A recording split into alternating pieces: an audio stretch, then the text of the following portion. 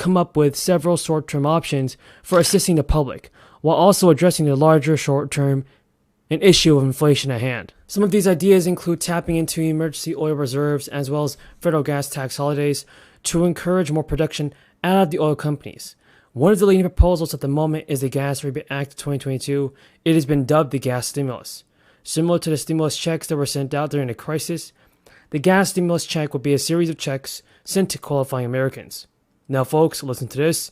Each payment would be of actually $100, with an additional $100 for households and dependents. And for each month where the price of gas was higher than $4 a gallon, the eligibility requirements are less than $75,000 for single filers and less than $150,000 for joint filers. Many individual states have taken matters into their own hands and approved similar measures for their residents. For instance, in California, gas costs are considerably more than in other states. These are the plans to give relief checks of up to $1,000 for a qualifying family. In another group in North Carolina, the state senators are proposing giving every local licensed adult a one-time $200 stimulus payment.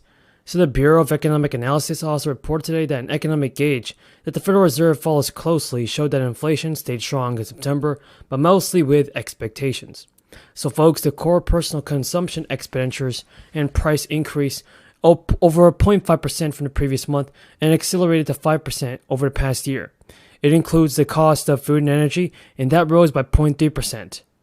So this report comes as the Fed is prepared to enact its sixth interest rate increase of the year at its policy meeting next week, in an effort to combat inflation running at its fastest peak since the 40 years. And the Fed has been raising rates increasingly fast, and with increases totaling 3 percentage points thus far, Fed officials watch Friday's data points closely for clues and where costs are headed, particularly with a tight labor market in which there are one job every available worker. Americans just continue to pay more at the grocery store for surging food inflation shows no signs of slowing down, and that's something that's confusing a lot of people. Prices could keep rising well into next year, and experts are concerned about a threat of a recession coupled with high food prices, which rose last month even as the cost of gas, cars, and other products fell. And while the Fed interest rates are slowing demand for certainty discretionary goods, people will always need to buy food, limiting the impact of monetary policy on prices. And according to The Hill, this issue with the supply chain is a problem, and farmers and food processors have reported difficulties, and something needs to be done. President Biden said the negotiations between the legislature and the governor delayed the timeline of the payments. Exactly who would get the rebates and how much would they be. And so they finally came to a reasonable conclusion, but it was too late to distribute this money in the summer. Depending on your income and your tax filing status, you could get anywhere from $200 to $1,050. You must have filed taxes in California in 2020, and you must still live in California now. There are about 3 million Californians who did not file income tax. Till the job is done. On the IRA anniversary, when we passed the Inflation Reduction Act last year, I said here on the floor that it would endure as one of the defining legislative feats. Asked to vote on it. McCarthy even said he's been in talks with Senate leaders about how much time they'll need to meet the June 5 deadline. And if a deal is reached tomorrow, that would set the stage for a House vote on Tuesday. McCarthy declined to name the barriers that remain as he and his deputies haggle with the White House negotiators over the last outstanding disagreements. But he said Republicans have not dropped the demand for permitting reform designed to eliminate regulatory hurdles to energy infrastructure projects. It's something Democrats have opposed for fear that it would degrade the environment at the expense of poor communities. McCarthy also confirmed that Republicans have been in discussions with Carson Sinema and moderate Democrats on particular issues. The speaker outlined the rollout of any deal and saying he would make a vague announcement that would withhold the details of any agreement to allow lawmakers to read the bill before the press and public do. Still, people all over the nation are now wondering what will happen to lawmakers if their personal finances are not met. Based on Social Security Administration payment schedules, a June 5 default might actually protect beneficiaries from the potential delayed checks and direct deposits, because individuals receiving the payments are still going to receive the money, but maybe in a later date. If the Treasury Department is unable to successfully prioritize payments for Social Security, the consequences for these groups can be devastating. Beyond the initial group of payees, the Social Security Administration monthly payment calendar suggests that there is a bit more breathing room for other beneficiaries. providing that lawmakers reach a deal beforehand and the next beneficiary payments are not expected until June 14th. So the debt default picture is also cloudy for individuals who rely on Medicare and Medicaid to pay for bills. But the Center for Medicare and Medicaid Services said that these government health programs are defaulting on the national debt and would severely damage the crucial health care programs that millions of Americans rely on. And since Yellen was the first on a debt default, she said it could happen within a few days of June. And the short-term U.S. borrowing costs have soared as investors demand greater return for the risk that they won't be paid on time. Will not raise taxes on anyone making over $400,000 ever seen.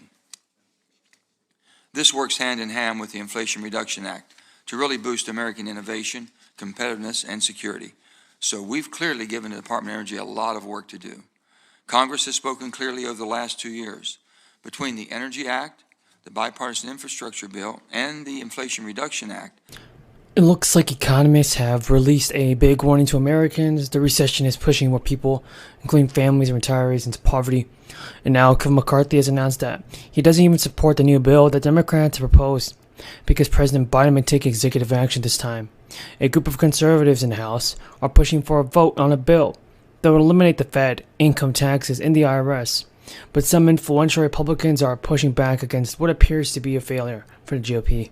The bill known as the Fair Tax Act would actually scrap all individual and corporate income taxes while imposing a 30% national sales tax on goods and services to be collected at the state level.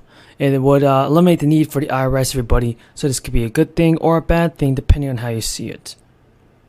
But I personally believe it would be a good thing because in the deal with Kevin McCarthy for his House leadership, the conservatives reportedly want a commitment to bring the tax bill to the floor for a vote. However, the bill has virtually no chance of becoming law, and meanwhile provided Joe Biden and Democrats with new ammunition in their effort to paint Republicans as extremists.